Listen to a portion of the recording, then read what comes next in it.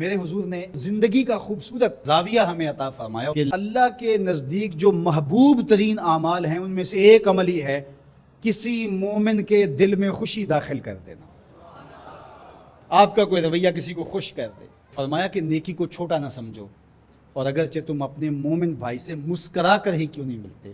چھوٹی چھوٹی نیکیاں ہیں. آپ بل جمع کروانے جا رہے ہیں، کوئی بوڑھا شخص دیکھا بیچارہ مشکل سے کھڑا ہے، تو آپ اس کو آگے کر دیں یا اس کا بل اپنے ذمہ لے لیں کہ آپ یہاں بیٹھے میاں جی، میں آپ کا بل پے کر کے آپ کو جو ہے وہ دے دیتا ہوں.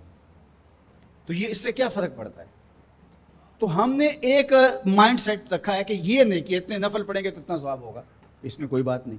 دیگ تقسیم کریں گے تو اتنا ثواب ہوگا، اس میں کوئی حرج نہیں، ثواب ہوگا. بہت بڑی نیکی ہے. گرمی کی شدت ہے تو آپ پانی پیش کر دیں، سردی کی شدت ہے تو افضل پانی نہیں ہوگا، چائے پیش کرنا ہوگی، اور گرم چیز پیش کرنا، سوپ پیش کرنا زیادہ افضل ہو جائے گا.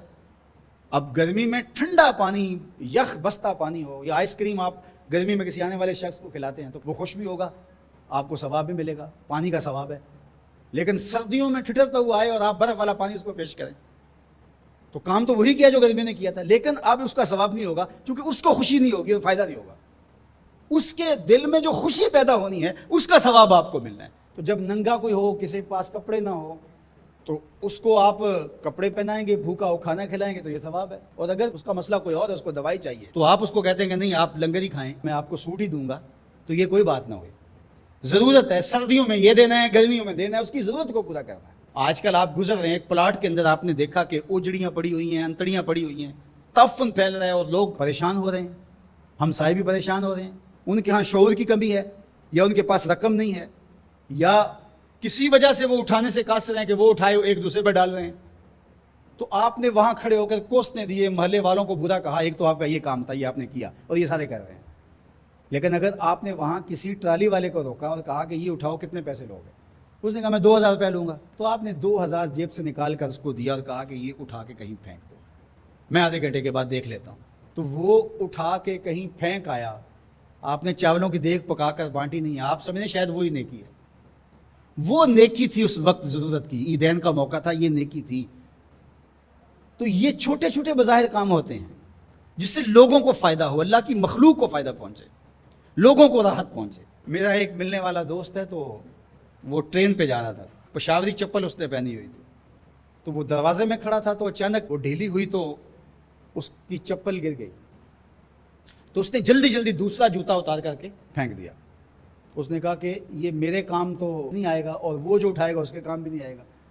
تو کم از کم یہ جذبہ تھا جس نے فوری فیصلہ کیا، یہ جذبہ تھا کسی کے کام آنا چاہیے. تو اس نے جلدی سے دوسرا جو ہے وہ پیش کر دیا. قیامت کے دن ایک شخص کا نامہ اعمال تلے گا تو ایک ہی نیکی کم ہوگی، اگر ایک نیکی مل جاتی تو پلڑا نیکیوں والا بھاری ہوگا. فرمایا جائے گا جاؤ کوئی دوسری نیکی لے آؤ. اب جس سے مانگے گا وہ کہے گا میں کیوں دوں، میں تو خود پھنسا ہوا. یوم یفر المرء من اخیہ وامہ وابیہ، ماں بھی بھاگے گی، بیٹا بھائی اپنی پڑی ہوگی، سب کو بیچارہ پریشان گھوم رہا ہوگا. ایک شخص پوچھے گا کیوں پریشان ہو، تو کہے گا کہ نامہ اعمال میں مجھے صرف ایک نیکی چاہیے، اور کاش دنیا پر اتنا وقت تھا کر لیتا، لیکن وہاں تو کر نہیں سکا اور آج کوئی دے نہیں رہا. اس نے کہا میرے پاس ایک ہی نیکی ہے، تو مجھے تو کچھ اس سے ملے گا نہیں، تو چل میں تجھے دان کرتا ہوں. تو وہ لا کے پلڑے میں رکھے گا تو پلڑا بھاری ہو جائے گا. تو آواز آئے گی کہ یہ کس نے تیرے پہ دان کیا؟ کہا ایک بندہ ملا، اس کے پاس ایک ہی نیکی تھی، اس نے وہ بھی دے دی. تو فرمایا تجھے تو بخشا اصول کے تحت کہ تیری نیکیاں زیادہ ہو گئیں، لیکن وہ میرے سے بڑا سخی نہیں، جاؤ بلاؤ، میں نے اس کی بھی مغفرت فرما دی. ایثار کا یہ فائدہ ہے. تو اس نے جوتا دوسرا پھینک دیا. اس نے کہا چلو میں تو ایک کا کیا کروں گا، تو یہ اس کا تو فائدہ ہو جائے. تو لوگوں کے لیے آسانیاں، لوگوں کے لیے سہولتیں، اللہ کی مخلوق کے لیے شفیق بن جاؤ، اللہ کی مخلوق کے لیے رحم کرنے والے بن جاؤ.